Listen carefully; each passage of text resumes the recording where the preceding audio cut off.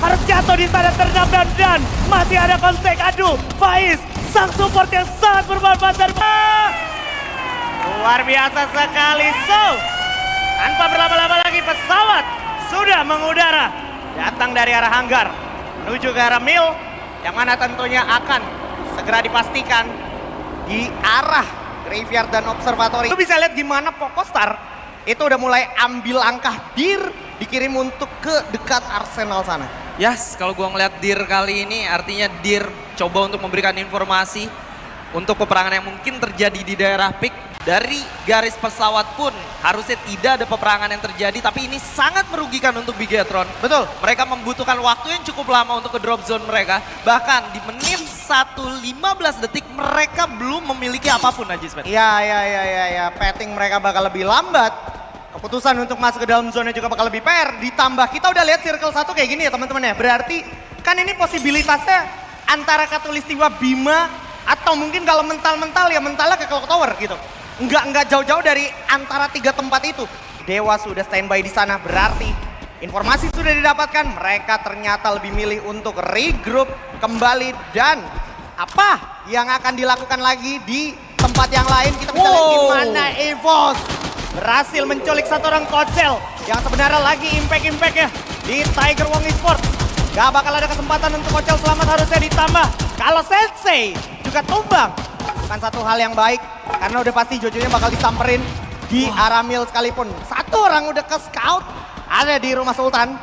Masih ditunggu dulu momentum. Oh, kedengeran step ya. Lari, turun ke bawah. Bakal coba langsung diras, tapi Sensei ternyata berhasil dapetin Japra. Bakal coba diras di sana. Bara udah setengah darah. Coba diadu aimnya sama Imgot. Nice. Respon yang sangat cepat tentunya maju dengan Surya.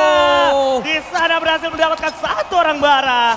Dengan Rogonnya masih ada 3 lagi yang tersisa dari Tiger Wong. 3 lawan 3. Perang yang cukup alot. Ada Nairi yang juga membantu ketahanan duel tentunya untuk EVOS Divine. Tapi Christian Grenade datang menuju ke arah jantung pertahanan dari EVOS Divine. Abax main diandalkan kali ini. Akankah Abax bisa nge-hold ini jadi menguntungkan untuk EVOS atau bahkan Tiger Wong akan mengecam teman-teman dari EVOS Divine, Bung Skal? Yes, Thrill of the Battle juga udah mulai connect ke satu orang, yaitu seorang Kocel yang berhasil dihidupkan kembali. TWE bakal bermain secara default, di mana seorang Jojo ketika satu playernya terpick off, dia bakal mundur sedikit dan menghidupkan teman-teman kembali. Tapi kali ini peperangan yang terjadi antara teman-teman Pokostar dan juga Rocky Sports, seorang Besto dan juga YNC berhasil dipukul mundur, bahkan dipulangkan ke lobby dengan 3 poin eliminasi yang dimiliki oleh seorang Kapten Lim. Ini harus dipahami juga sama survivors yang nonton ya. Kenapa Rox tiba-tiba langsung mau perang sama Pokostar?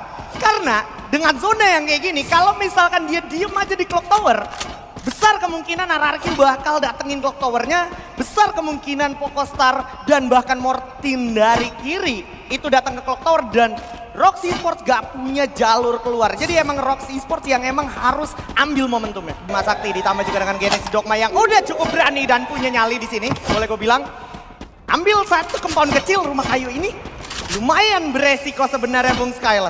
Ini merupakan satu kompon yang bisa gue bilang salah satu kompon yang tidak sangat baik untuk dihuni di daerah Bima Sakti Strip.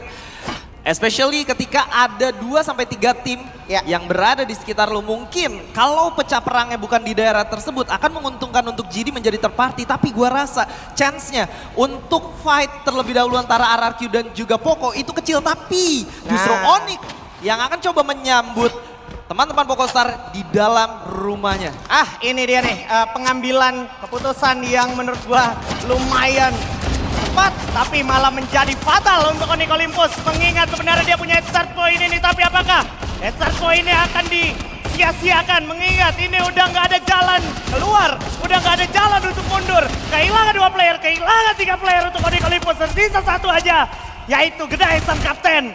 Akankah Gedai sang kapten bisa bertahan? Sementara Pokostar sudah mengirim 1-2 player ya menuju ke arah Onyx Olympus. Onyx Olympus harus dipulangkan di peringkat kedua belas. Onyx Olympus yang memiliki point advantage yang sangat besar sudah membuang 1 game pertama mereka tanpa poin eliminasi tanpa placement point, mereka keluar dengan 0 poin di round pertama kali ini, yang artinya mereka sudah skip 1 game aja, Sven. Dari momentum tersebut untuk RRQ Kazu. Tapi wow, circle bouncing ke atas.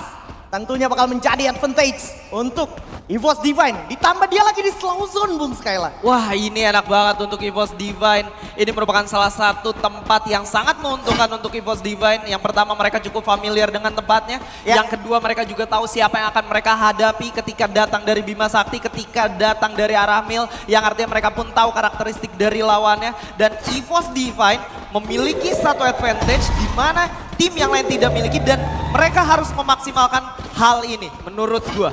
Ya. At least mereka harus masuk di top 5. Betul. Tapi sepertinya Torat sudah mulai menotis hal tersebut. Jadi kayaknya Torat udah mulai mau coba ambil kesempatan itu untuk juga ngejaga gimana caranya EVOS Divine-nya nggak bisa aman di belakang sana, di slow zone sana, karena Torat juga butuh slow zone. Namun slow tempo juga lebih dibutuhkan dari Morphe dan Dewa United. Tapi kalau kita lihat di minimap kali ini, peperangan antara Roxy Sports dan juga RRQ akan mengundang tamu yang cukup baru, yaitu Morphe. Piu dan kawan-kawan sudah mulai mendekat ke arah Kapten Legalot kali ini, Aji Sven. Yes, mulai coba langsung di setup, tapi Mal dari 4 pelurunya belum ada yang mengenai satu pun. Razor pun dengan kembalinya robot Razor terlihat. Oh my god. Berhasil mendapatkan satu pick off yang cukup berarti untuk RRQ Kazu. Langsung dikonfirm. Udah berhasil dapat satu. Ini bakal jadi sulit tentunya karena di depan dari Galaxy Dogma ada Pokostar dan RRQ lagi. Abai, the alien, the Terminator himself berhasil mendapatkan Koja dan langsung berhasil dapetin juga dieliminasi begitu saja. Persis Exoki semangat merasakan gempuran dari Dewa United sama-sama dari tim yang juga lagi struggle. M13 tapi berhasil mendapatkan Volt dan sepertinya nggak ada perlawanan yang cukup serius dari Persis Exoki semangat, tapi harapan terakhir yaitu Joel dengan baretanya berhasil nge-pick up 1-2 player, tapi backup dari teman-teman Dewa United terlalu cepat. Dudes, Prince of Grenade berhasil meratakan sang juara season 7 ditambah Persis Oke semangat harus kuat di peringkat 10. Berarti sehingga Morph Team yang notabene adalah terparty tidak bisa melakukan banyak hal, Aji Sven. Ya, sesaat lagi juga bakal ada perang harusnya untuk RRQ Kazu yang juga siap delay tim yang mau masuk selanjutnya, yaitu Pokostar. Saat yang sama Torat juga akan segera membiarkan satu tim masuk ke dalam sana agar menjadi sandwich momentum untuk Torat ke arah Tiger Wong Esports dan juga EVOS Divine. Di sana terlihat tembakan pun mudah mulai dilakukan dan berhasil mendapatkan satu orang di sana Ikal dengan RGSA yaitu Beyond.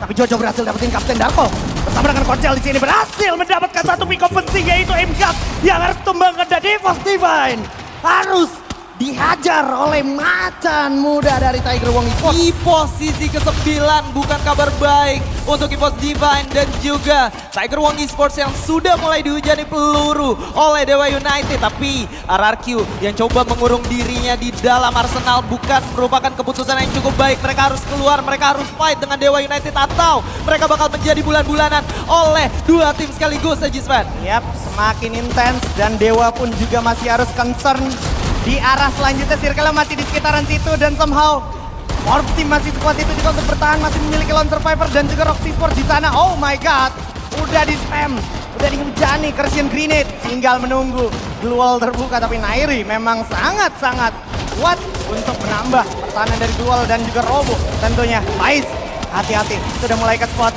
berbahaya sekali momentumnya, awas.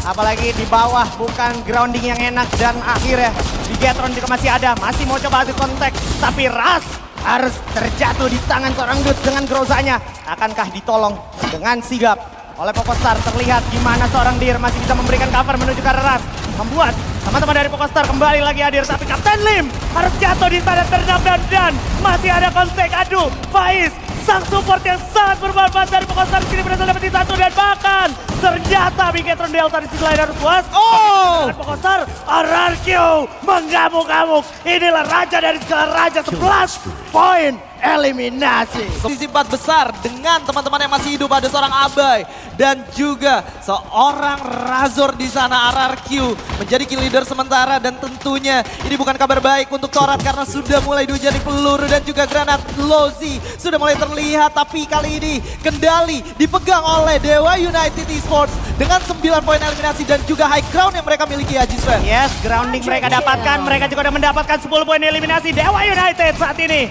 Tinggal antar Dewa United dan juga RRQ Kazu. Tapi somehow RRQ Kazu kecolongan Virus berhasil menutup game ini.